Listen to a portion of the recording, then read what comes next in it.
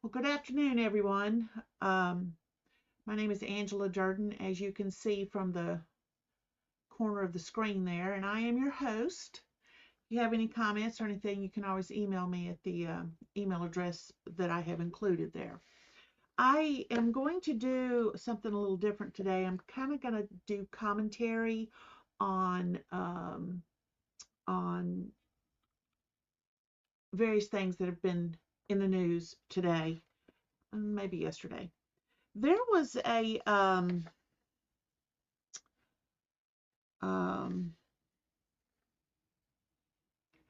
phrase that was used called underserved communities, and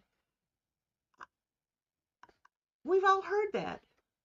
This charity is going to give this money for the underserved community. And I thought, okay, sometimes they don't really say what that means, and I decided to look it up. So, an underserved communities are groups of people who have limited access to resources or opportunities. They can be economically disadvantaged, have limited English proficiency, or be geographically isolated. Uh, that I can understand.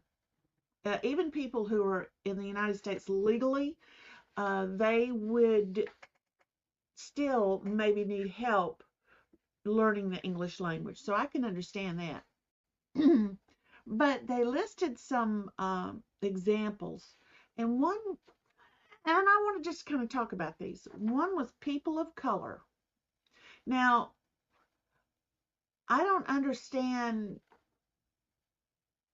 how the color of one's skin will make one's economically disadvantaged or have limited English proficiency or be geographically isolated. So it seems to me that people of color is a political decision.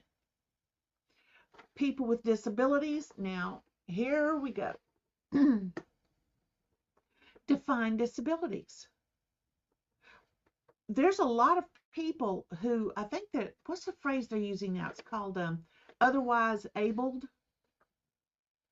Just because they may not have a body that completely works doesn't mean they are disabled, and they're kind of starting to take offense at the use of that word, and I don't blame them.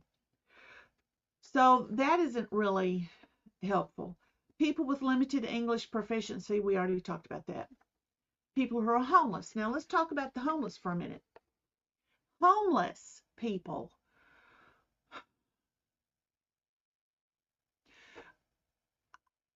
Around where I live, there's a lot of homeless people. And when I've tried to help them, they don't want help because they assume that I'm insulting them by offering help. Like, do you need a pair of shoes? I don't need a pair of shoes. Why do you think I need a pair of shoes? I don't need any shoes. I'm perfectly fine, even though it's in the middle of winter and they're barefoot and it's freezing cold and they're homeless. I, I could see where he was sleeping. So, who's how do you find the homeless that are underserved communities? How can you be underserved if you don't want to be served or you don't want help?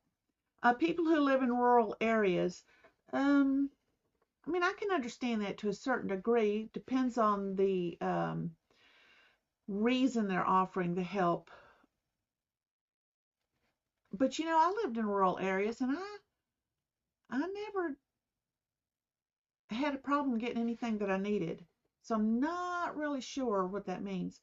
Now we get to another political thing, the LGBTQ, is that an I? Plus populations. That's again a political thing because before it became political, I knew a lot of people who, look, I knew a fella that he had a motorcycle, he had a job, He could take himself around. He could cook, but his name changed with the seasons. And I kid you not, he'd be spring, he'd be summer, he'd be autumn, and he'd be winter. And it depended on the season as to what he would call himself. And that was what he called himself. And you better not call him anything else. People who are socioeconomically disadvantaged. Well, now, didn't we already mention that? People who are disabled, people who are homeless. Are they talking about people who use drugs and misuse drugs? That is such an open-ended kind of thing. People who are educationally disenfranchised. Now, educationally disenfranchised, that phrase is loaded. It is loaded with political ideologies. No, ideologies of some sort. But educationally disenfranchised. Disenfranchised means the education is being withheld. I mean, to be disenfranchised means something, you're being kept away from something you need that you have a right to. So let's talk about that. Teachers' unions. Teachers' unions. Not teachers, unless those teachers are activists, which, that's a whole other story. But teachers' unions have been disenfranchising students across the country since, was it 1979 when the Department of Education got set up? And we had the second highest or third highest in the world educational scores. People came to the United States to go to the colleges and universities to get an even higher education, and then they go back to their country and they would use that. And when you want to talk about educationally disenfranchised, well, maybe the teachers' unions should be just shut down, because they've done nothing but screw with the children's minds, and their education sucks. And it started before 79, but with the union, it got a grip. Teachers are using their own money.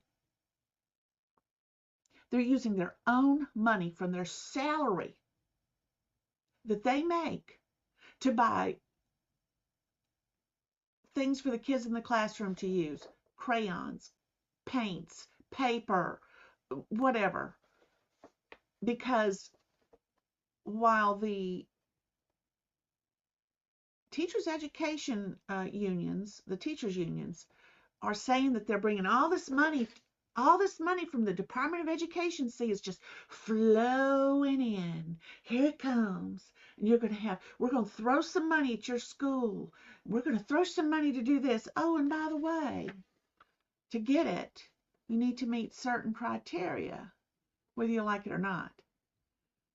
And then even if they do try to meet the criteria, and let's say they do meet the criteria, the school does, the money's never really enough because teachers are still spending their own money. Teachers' unions are bad, y'all. They are bad. Let's see here. People who are impacted by persistent poverty or inequality. Again, so you know what? I'm getting to this underserved communities. I don't like that phrase. I don't like that phrase. It is setting people up to accept help if you meet a certain criteria. Most of them seem to be sexual, political, and union. I don't like it. Which brings us to another thing. You know how when you're watching, not NPR, PBS, or even NPR, I guess, you could be listening to it, and it lists all these trusts that donate to make all this wonderful programming come to you. This trust and that trust and the other trust. And I don't know who these people are. They sound good, but there's a huge long list of them. And the list, if you haven't noticed, the list has been getting longer and longer and longer. Used to, right at the beginning or right at the end of something they would broadcast, and now it goes on and on and on. And then at the end of that, it says, and people like you. People like you. Well, anyway, I've seen a lot of these trusts. And there was a time when I thought, you know what, that's a family trust. They've done well in business, and they've decided to share with the little people. And there's nothing wrong with that, as long as it's for real. But how do we know that these trusts listed on PBS and funding NPR, how do we know that they're actually family trusts? How do we know that they aren't part of the money laundering system to bring Marxism into the country and to help spread it the rest of the world? USAID, the United States Agency for International Development. What if the USAID is funding some of these trusts to hide where the money's coming from? I would really like to know. So that's my thing about that. Now, today is February 19th, 2025, and Rob Carson, who I've really been enjoying his radio show. I know they put it on TV and stuff like that too, but I listen to the radio one. I had a host today because Rob was he in Washington, D.C., I think? Yeah. Anyway, his name was Ken Matthews. I've never heard of Ken Matthews, and I thought, well, I'll listen to him because you never know. But Ken Matthews, there was something about him. I listened for 3 hours to the show, and I think he's got something against Elon Musk, because he was looking cross-eyed at him. And by looking cross-eyed, I mean the words that he was saying made me think he was looking cross-eyed. Like, what you talking about?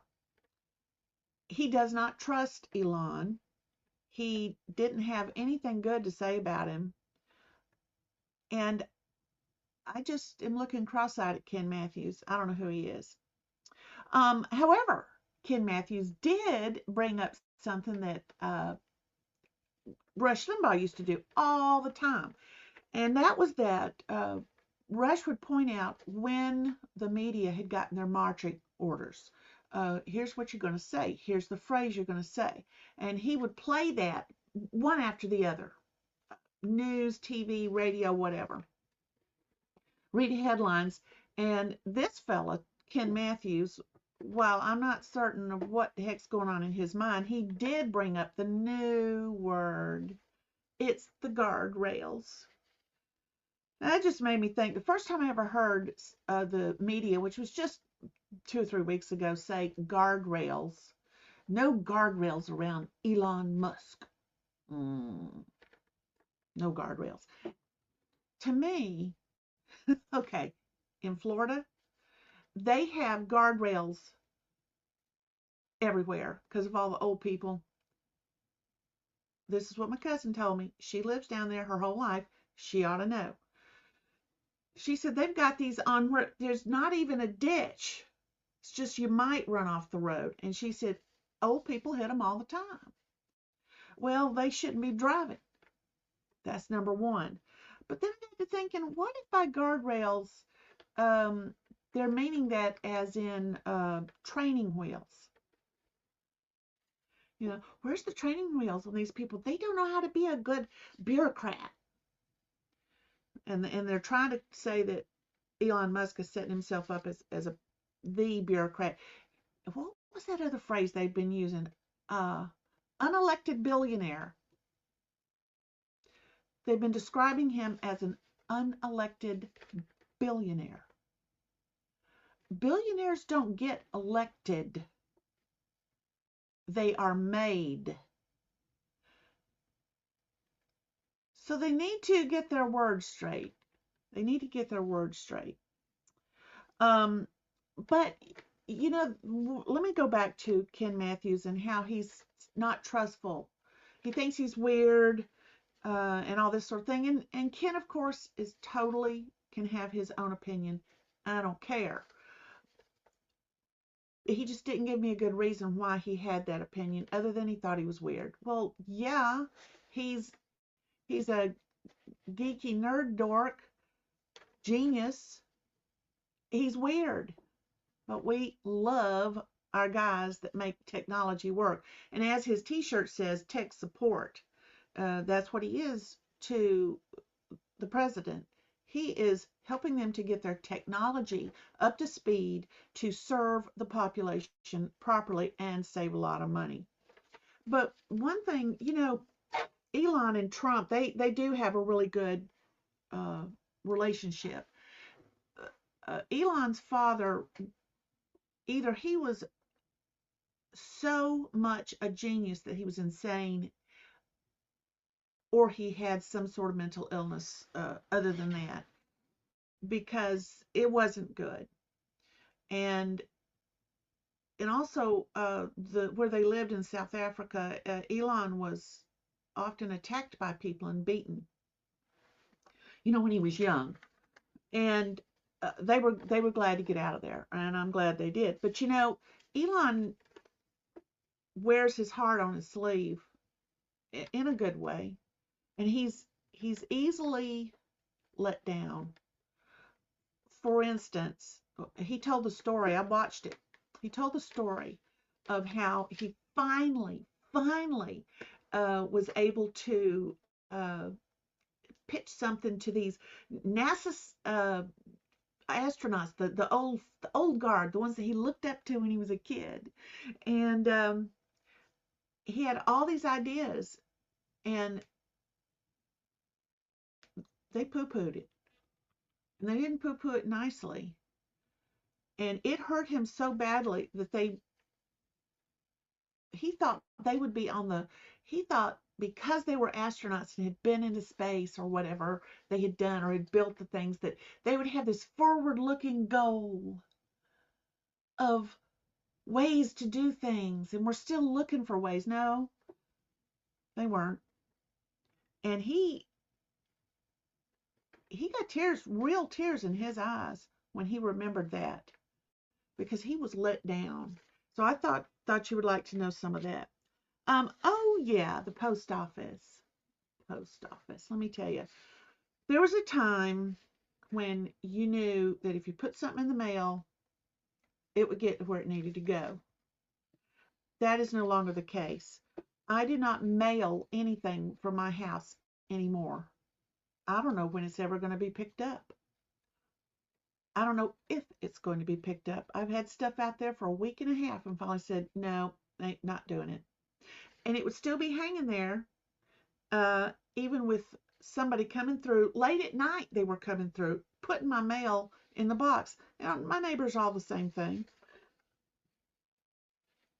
So I go to the post office and I drop it in the box there.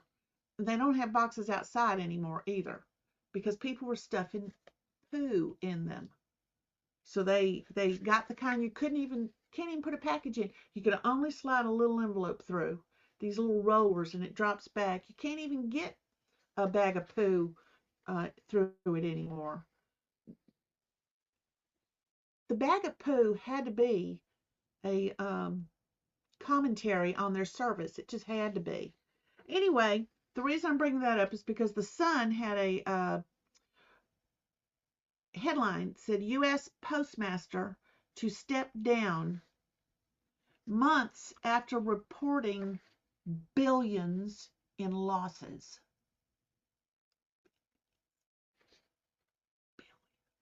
Billions.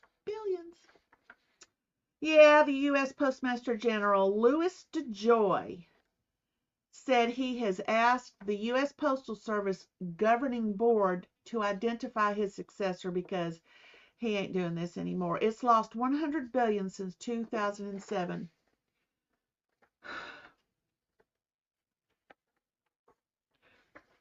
Our tax dollars. Our tax dollars. It was running perfectly fine. It had a good system. People got trained. Now we don't know who's going to bring our mail. We never know. We never know who's going to bring our mail. We have to, all of us, drive somewhere to mail it because they won't pick it up. It's not good. Now, has anybody heard the speech by J.D. Vance that he gave in Munich? Told the European Union and the other leftists in that area, it says they're getting so mad. Fox News reported that Vance is right about free speech. That's what makes the European Union and the U.S. leftists so mad. And that was written by Liz Peek. She is a business analyst on financial and government matters. Here's the rest of her quote.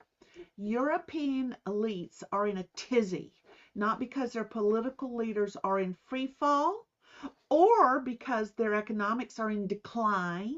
No. They're mad at Vice President J.D. Vance because he had the bad manners to air their dirty laundry in public. Oh, bad J.D. Vance. How dare you tell the truth and try to take a stand for freedom? Bad boy. You're a bad boy. Now let's talk about this one. Oh my gosh. A picture was posted. I don't know if you're going to be able to see it or not. How many pieces of paper do I have? Here we go. Don't know if you can see it or not, but it's two pictures side by side, and the person circled in each picture is the same person, a male. 2 years ago, John tied for 5th place in the boys' pole vault. Tonight, he won 1st place in the girls' Maine State Class B championships. Okay, here's what I gotta say about this. Okay, number 1, boo-hoo on them boys. Number 2, where in the hell are you parents? If your daughter is working very hard to do all of this stuff, yeah, they train, they know what the parameters are, they meet them, and they show up, and you show up at a contest, and there is a biological boy pretending to be a girl, blowing them out of the water because of strength, speed. One girl might get close. And if the boy is particularly not that strong, she might beat him, but she's going to hurt. She's going to get hurt. Boys are built differently. Parents, what are you thinking? It's time to be standing up for your girls. But now I'm going to tell you, this is just, boys joining the women's sports is in direct competition to when women started saying, well, women are just as good as men, and we're going to join men's sports, men's teams. Let the little girls play softball with the boys or baseball or whatever. How dare you keep those precious little girls away? You know what? There's a reason you have boys teams and girls teams. They're different animals. Y'all know this. And now the Boy Scouts and the Girl Scouts are mingling or something like that, and they're calling it by a different name. What's wrong with you people that are doing that? What's wrong? No. Boys and girls are different. And you better stand up for that. And stop being cowed into something else. Okay. Governor Hochul. She's going after some FaceTime with the public and hoping that it's going to be good. She says she might remove New York City Mayor Eric Adams from office because ruh-roh, he didn't know his place on the plantation. He was an uppity you know what who dared to speak up for Donald Trump's blah blah blah. And he was doing some of this beforehand. He didn't like it that all these people were coming, and then he spoke up and he was like, "Yay, go Trump! I'm gonna help you with that." Kathy Hochul, horrible governor, horrible. Um, she's gonna punish that uppity fella for daring to tell her what to do. Now, we all remember Aunt Jemima. Aunt Jemima. Oopsie. Somehow I clicked something and I didn't mean to. Aunt Jemima. Um, as a kid, we bought the Aunt Jemima syrup. We bought the Aunt Jemima pancake mix. And why did we buy it? We bought it because it was good. It it was good. It was consistently good through the years, just consistently. We knew that when we used it, we would get pancakes that tasted good, and the syrup that was on it would be awesome. And then these activist people,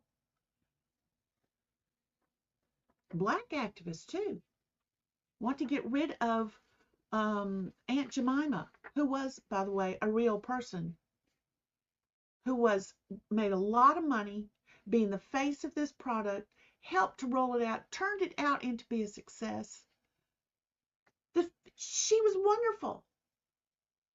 And her face was on every product. You would think that these black activists would say, "Oh, that's just wonderful. We have to support that company because they put a black person on the front." No, they started saying, "See, you're missing, it's an insult," and all this stuff. It wasn't. I'm going to read you the story real quick. A great woman erased from history by idiots. This was posted on Substack by Tanisha Patterson. A great woman erased from history by idiots. The branding of the syrup was a tribute to this woman's gifts and talents. Now future generations will not even know this beautiful woman existed. See, she had a statue in her honor. What a shame. The world knew her as Aunt Jemima, but her given name was Nancy Green, and she was a true American success story. She was born a slave in 1834 Montgomery County, Kentucky, and became a wealthy superstar in the advertising world as its first living trademark. Green was 56 years old when she was selected as a spokesperson for a new, ready-mixed, self-rising pancake flour and made her debut in 1893 at a fair and an exposition in Chicago. She demonstrated the pancake mix, served thousands of pancakes, and became an immediate star. She was a good storyteller. Her personality was warm and appealing, and her showmanship was exceptional. And the activists didn't care. They wanted her face off. How dare somebody put the face of a really good person, much less a person of color? Whoa, no. Okay, let's get into DOGE. DOGE, oh wow. Let's see. Where did I get this? This was taken from a Fox News report. February 17th is the dateline. It says in just 48 hours, the Department of Government Efficiency, or DOGE for short, slashed a whopping $370 million in taxpayer dollars being spent only on diversity, equity, and inclusion, DEI, at the Department of Education. You know what? Let's circle back around to the teachers' unions. $370 million to push DEI into the schools. Makes me mad. They terminated 70 DEI training grants within the department. Oh, one grant was reportedly funding training for teachers to, and this is a quote, engage in ongoing learning and self-reflection to confront their own biases in racism and develop asset-based anti-racist mindsets.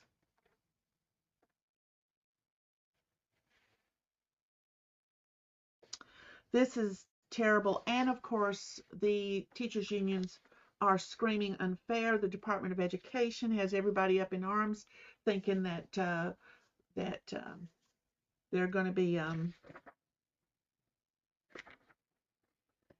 deprived somehow. The poor children. And yet, let's see, we're down what, 25th, 35th, something like that, in the international education standings ever since the Department of Education got hold of our kids. You understand this? If you're young and you have little children, you better really get in their faces about this. Find out what's going on at your school. Okay, Kash Patel. Kash Patel, somebody sent this to me. Let's see, who was it? Ben Weingarten. He's also on Substack. He sent me an email that said, Kash Patel is built to take on deep state he exposed. And why is he built to do that so well? Because he done beat them at their own game. They tried to destroy him. Oh, well. Says he already fought the deep state and he won. Well, Ben, that is excellent, excellent. Because he did. That's exactly what he did. And just the other day, Amy Klobuchar, there was a picture of them side by side. The pictures were side by side. And the quote was, you better watch out what you're saying. Your words could land you in jail, Amy. So we'll see about that. But anyway, this is some fun times that we got here. Now, let's see, where was this? Oh, Decatorish.com is a online newspaper here in Georgia, in Decatur, Georgia. I don't know who they're funded by or anything like that, but you know, they did a pretty good job of reporting the story of I guess y'all saw the protest of all the CDC people out in front of, that's not far from where I live, and they were out there, you know, with their little signs. This one fella had a sign that said, I've been illegally fired, and there was an arrow pointing down at him as he held it over his head. And he said, first of all, he was probationary. He was a probationary hire, and he'd already been there for 2 months, I think. But his position was communications around infectious diseases. He was a communications expert of some sort. He said, this is a quote that they published of his, if my job is wasteful, I would like to know why it was okay under the previous administration and not this one. So he was hired by the Biden administration that was hiring people like crazy to get their unemployed numbers percentages much lower so they could say, see how many jobs. So he was one of those political hires, didn't even know it. He said, I would like to see what they consider to be wasteful next. Well, sweetie pie, you just hang tight, because if you're watching anything on the television, on YouTube, on Rumble, if you're reading anything on Substack, if you are watching your cable and that sort of thing, it's being reported like crazy what they consider to be wasteful. Show me, he says, how any of these cuts are making people safer. Sweetie, you're going to have to do the reading yourself because he's assuming that he's doing righteous work. And he himself may believe that he is. That's the heck of this. He thought he was going to be with this agency that is doing the Lord's work around the world, keeping people safe from disease. Well, they used to do that. They need to get back to doing that. But in the meantime, hey, I know somebody that works for the C-suite over there. Let me tell you what this person says. This person says that it is nothing but one infighting drama after the other. Everybody's always changing positions of whether assigned. People are always, and then they're all coming to him to do stuff because he is supposed to help them do stuff. And he'll get started and get halfway through, and somebody will say, no, you are not to do that anymore. Here's what I want you to do. Let me tell you something. It's a cluster, let's just say a cluster duck. It's a cluster duck. You get my drift over there. Okay, I'm going to read you a list of lies. I don't know who put this together. This was a list that was somebody, you know how they post something on Facebook and it'll be a list of things and you read it and you go, damn, that is absolutely a good list. So I printed it out. Here's a list of lies we've been told just since 2020. Okay? And I bet you when I read these lies that you're going to see faces of your newscasters, of top NIH officials, and others in the CDC who told them. Let's read them. Stay home, save lives. We're in this together. 2 weeks to slow the spread. Masks help prevent the spread. Super spreader events. Can't do those anymore. Super spreader. Super spreader. The vaccine is a dead end for COVID. You're not going to get COVID if you have these vaccines. Breakthrough cases are rare. The shot is 100% effective. Only 2 shots to get your life back. You just need to get a third one. The 4th one offers the most protection. 1 million people died of COVID. Pandemic of the unvaccinated. Winter of severe illness and death. Nobody was forced to take it. I don't know where you know what? Did you see my shirt? Experts? Conspiracy theorists? Yeah. Nobody was forced to take it. Yeah, they were. I didn't. The vaccine saved millions. No, they've killed quite a few because a lot of people took them because they said nobody has been injured or is dying from the shot. I know people who were injured and still sick and fighting it, and I know people who died as a direct result of taking it. And these stories are coming from around the world. There are databases full of it. The CDC, the NIH, the National Health Service, all the Democrats, doctors, the American Medical Association, all kinds of other doctors and associations that they had, all told the same lies. And if you were a doctor and you didn't get on the bandwagon, you'd lose your license or they'd kick you out of your practice. You'd be reported.